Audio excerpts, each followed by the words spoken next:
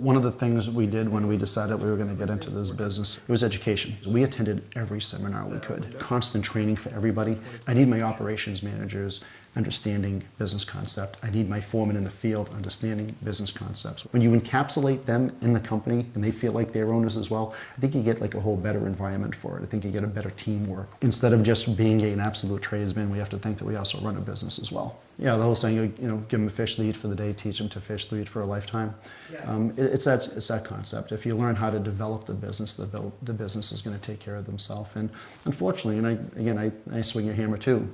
You realize that you have to get the job done by Friday to get a check, to make payroll, and all of those kinds of things. And I completely understand that. But maybe like in our climate, because we have 4 seasons, and the winter is a little bit slower for a lot of folks.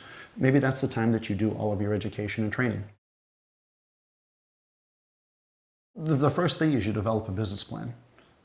A business plan, and it's not just in the construction field, but if you look at most small businesses, the vast majority of them don't have a business plan. And anything you could do online, like if you ended up Googling, how do I develop a business plan, they have templates that are there, and it's the concepts. How much money do I want to make? How many jobs do I have to do to make that? And then when you write it down, then it becomes all measurable. When it's measurable, then you can assign a task to it to achieve a goal. But if you don't set a goal and have tasks to get to that goal, you're just going to be spinning your wheels, forever. And there's so much readily available, even on webinars. I'm a big webinar guy, probably because of my background in the internet, but there's so many webinars out there. I know that I get about 4 or 5 invitations a day because we subscribe to so many newsletters as well. But the whole business plan development will really spawn the rest of what you're going to do, where maybe when you realize that I have to send out this much marketing to be awarded this many jobs, as an owner, you're going to realize I haven't done step 2 yet. I'm never going to get to step 3 or 4 unless I end up doing that. And that's when you can end up going back. Setting marketing budgets and those, we should all do that as business owners. But really, that'll get you starting to think about how do I go about that.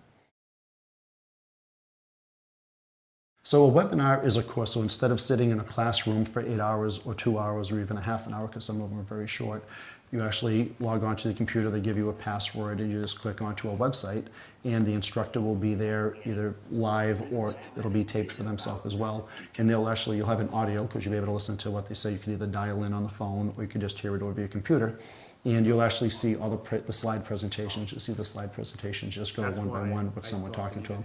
There's a category where you could do typing questions. So when I'm watching a webinar and I have questions, I'm actually typing those questions where there's a moderator who's actually watching that, and then we'll end up sending it to the presenter. So at the end of the webinar, they'll go through all the questions that ended up coming in from around the world. Most of the information we end up getting come from our vendors. So, we have great partners that we align with, so we really only install one decking product, we install one siding product, and we install one roofing product.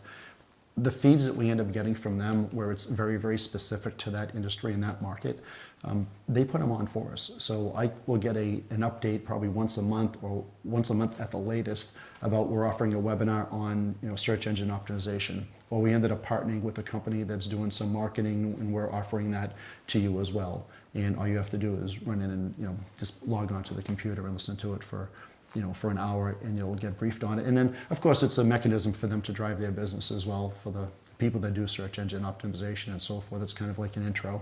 The manufacturer gives them exposure to the contractors, and then if the contractor ends up finding value from it, they'll contract with the search engine optimization people to do business with them if they want to do it.